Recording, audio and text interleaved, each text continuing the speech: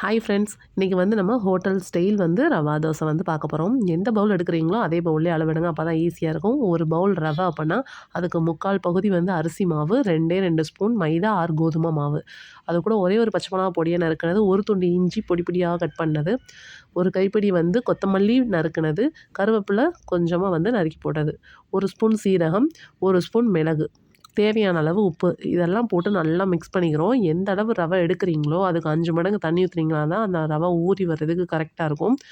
நான் வந்து கொஞ்சம் தண்ணியை நல்லா ஊற்றி நல்லா அதை கரைச்சி எடுத்து வச்சுக்கிறோம். இது வந்து வீட்டில் வந்து எல்லாருக்கும் டேஸ்ட்டாக வரமாட்டேங்குது அப்படின்னா இந்த அளவு நீங்கள் போட்டு பாருங்கள், சூப்பராக இருக்கும். மொறு மொறுன்னு வரும்.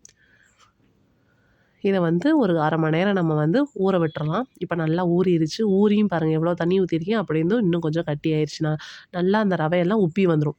நமக்கு வந்து நல்லா தண்ணி கன்சிஸ்டன்சியில் இருக்கணும். அதனால கூட கொஞ்சம் தண்ணி சேர்த்துக்கிட்டாச்சு. இது கூட வந்து 2 வெங்காயம் வந்து நான் பொடி பொடியாக கட் பண்ணி வச்சுருக்கேன். அதையும் சேர்த்து இன்னும் கொஞ்சம் தண்ணி எனக்கு வேணுங்கிறதுனால நான் சேர்த்து நல்லா மிக்ஸ் பண்ணிக்கிட்டேன். இதுக்கு நல்லா தோசைகள் வந்து காஞ்சிருக்கணும். அதுவும் இல்லாமல் கொஞ்சம் ஸ்லோ ஃப்ளேமில் போட்டு நீங்கள் இதுக்கு ரொம்ப பொறுமை தான் அவசியம். நல்லா மொறு மொறுன்னு வர்ற அளவு வெயிட் பண்ணணும். டக்குன்னு நம்ம திருப்பணும் அப்படின்னா வராது தோசை. இந்த மாதிரி ஊற்றுங்க. அங்கங்கே இந்த ஹோல் இருந்தால் தான் அந்த ரவா தோசை நல்லாயிருக்கும். கொஞ்சம் எண்ணெய் ஊற்றி கொஞ்சம் பொறுமையாக இருங்க. சூப்பரான ரவா தோசை வந்து ரெடி ஆயிடுச்சு. இது கூட வந்து தேங்காய் சட்னி, கார சட்னிலாம் வச்சு சாப்பிட்டா நல்லாயிருக்கும். நான் இன்றைக்கி வந்து கார சட்னியும் தேங்காய் சட்னியும் தான் வச்சுருக்கேன். இதே மாதிரி அளவு ட்ரை பண்ணி பாருங்களேன். உங்களுக்கும் இதே மாதிரி சூப்பராக வரும். பிடிச்சிருந்துச்சு அப்படின்னா லைக் பண்ணுங்கள், ஷேர் பண்ணுங்கள், சப்ஸ்கிரைப் பண்ணுங்கள். தேங்க்யூ.